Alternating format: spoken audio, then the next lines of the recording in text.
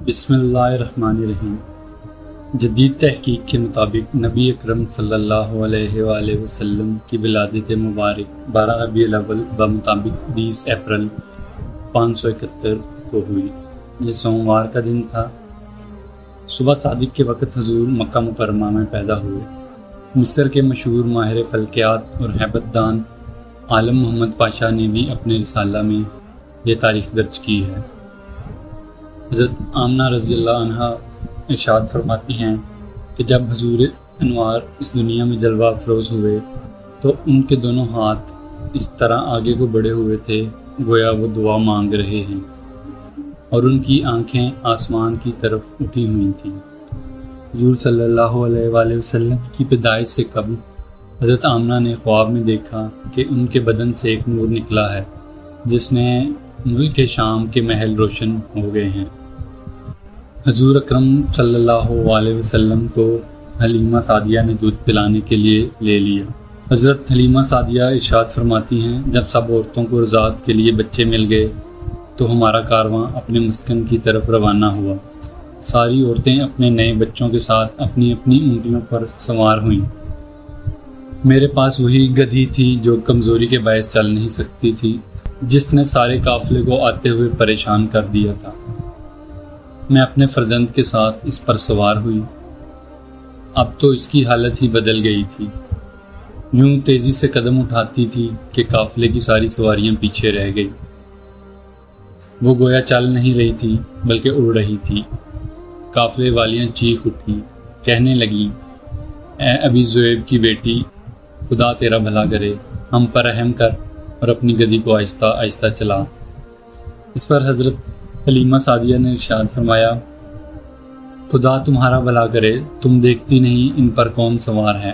حضرت حلیمہ سعدیہ جب اپنی اقامت گاہ پر پہنچی تو وہ زمین قحط زدہ تھی، گھاس کا ایک تنکا بھی نظر نہیں آتا تھا۔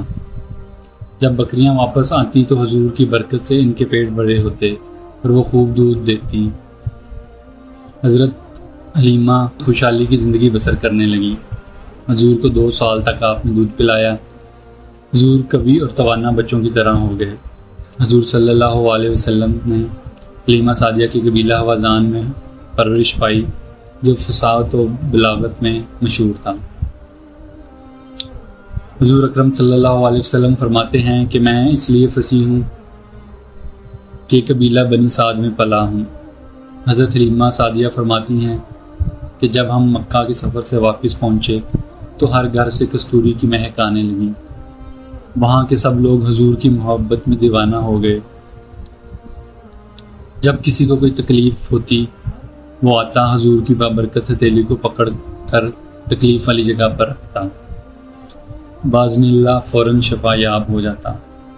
اگر ان کا کوئی اونٹ یا بکری بیمار ہو جاتی تو اس پر حضور دستے مبارک پھیرتے، وہ تندرست ہو جاتی۔ 2 سال مکمل ہوئے، حضرت حلیمہ سعدیہ حضور کو لے کر آپ کی والدہ ماجدہ حضرت آمنہ کے پاس لوٹی۔ چنانچہ اس دور میں مکہ میں وبا پھیلی ہوئی تھی۔ آپ کو دوبارہ حضرت حلیمہ سعدیہ کے پاس بھجوا دیا گیا۔ آپ 6 سال تک حضرت حلیمہ سعدیہ کے پاس رہے۔ آپ کی رضائی بہن حضرت محمد کو لوریاں دیتی۔ وہ گیت بھی مورخین نے محفوظ کر لی ہیں۔ ترجمہ: اے میرے رب، میرے بھائی محمد کو ہمارے لیے سلامت رکھ، یہاں تک کہ میں آپ کو جوان گبرو دیکھوں، یہاں تک کہ میں آپ کو اپنی قوم کا سردار دیکھوں جس کی سب اطاعت کر رہے ہوں۔ اے میرے رب، ان کے دشمنوں حاسدوں کو ذلیل و رسوا کر۔ حضور صلی اللہ علیہ وسلم کے 4 بہن بھائی رضائی بہن بھائی تھے: عبداللہ، انیسہ، حذیفہ، شیمہ۔ آپ کے رضائی باپ کا نام حارث بن عبدالعزیز تھا۔ رسول اللہ علیہ وآلہ وسلم نے حضرت حلیمہ کے گھر میں پرورش پائی، اور جب 4 سال کے ہوئے تو حضرت حلیمہ کے بچوں کے ساتھ جنگل میں بکریاں چرانے لگے۔ آپ نے بہت دن بکریاں چرائیں۔ حضرت حلیمہ آپ کو اپنے ساتھ مکہ میں لائیں، اور انہوں نے حضرت آمنہ سے کہا کہ آپ کے بچے کو کچھ ہو گیا ہے۔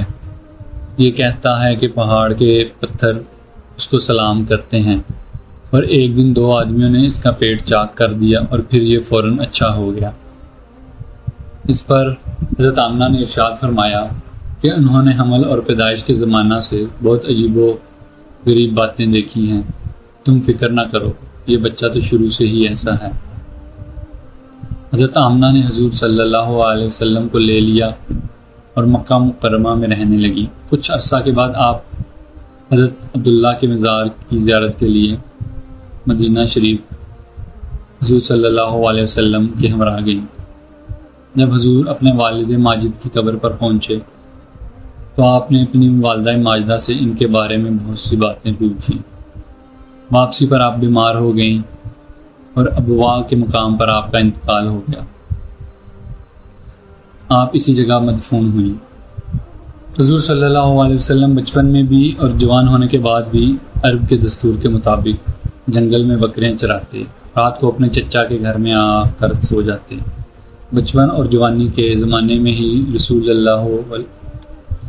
اللہ سچائی اور راست گوئی کی وجہ سے اہل مکہ الامین یعنی امانت دار کہہ کر پکارتے تھے۔ آپ کا لقب الصدیق بھی تھا۔ امید کرتا ہوں آپ کو یہ ویڈیو اچھی لگی۔ اگر آپ کو یہ ویڈیو اچھی لگی تو چینل کو سبسکرائب اور ویڈیو کو لائک اور شیئر ضرور کریں۔ اللہ حافظ۔